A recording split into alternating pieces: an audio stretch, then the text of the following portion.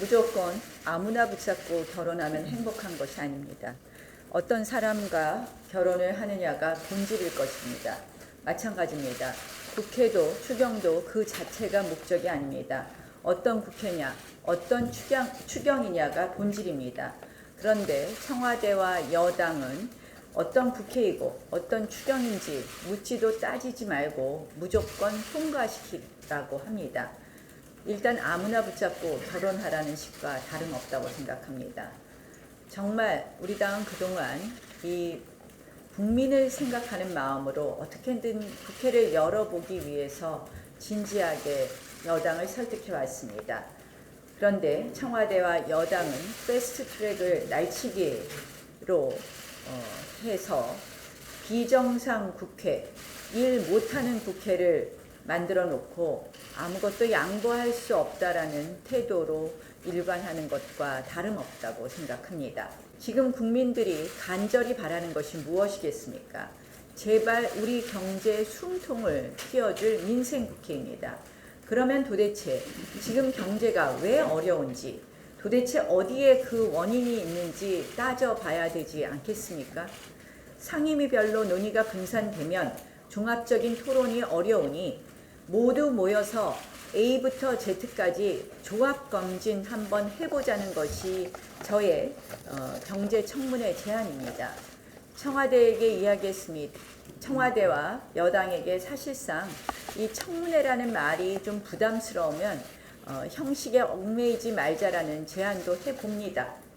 그러나 지금 정부나 여당은 경제의 경자만 나와도 알러지 반응입니다. 두려워합니다. 패스트트랙 강행에 찬성했던 일부 야당도 이 경제청문회 필요성에는 공감하고 있습니다. 민주평화당 유성엽 원내대표도 저에게 경제청문회 이야기를 했고 또 이 부분에 대해서 이인영 대표에게 전하기도 했습니다. 그 밖에 다른 야당의 의원들도 이 부분에 대해서 언급한 것을 모두 기억하실 겁니다. 여당 편이 아니면 이 정권을 지지하지 않으면 무조건 발목 잡기로 몰아붙이는 것이야말로 진짜 정쟁입니다. 지난 야당 시절 국회 등원이나 개의 조건으로 청문회를 요구했던 과거를 한번 여당이 복귀해 줄 것을 요청합니다. 18대 국회 때 소고기 파동 해법과 국회 정상화 문제와 관련해서 당시 야당이 청문회를 주장했습니다.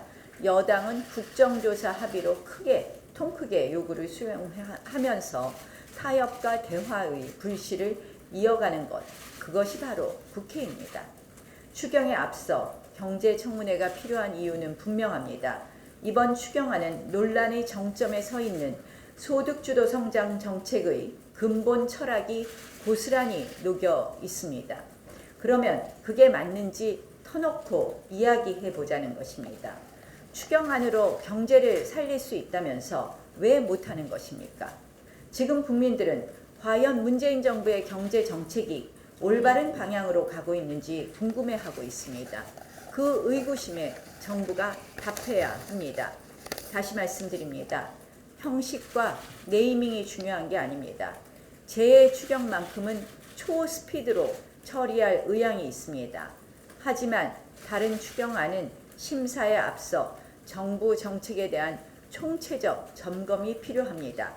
국민에게 희망을 주는 국회가 돼야 합니다. 국민의 세금을 가져다 쓰겠다고 하기 전에 직접 정부가 국회를 설득하고 국민을 납득시키십시오. 그것이 경제청문회가 시급한 본질적 이유입니다.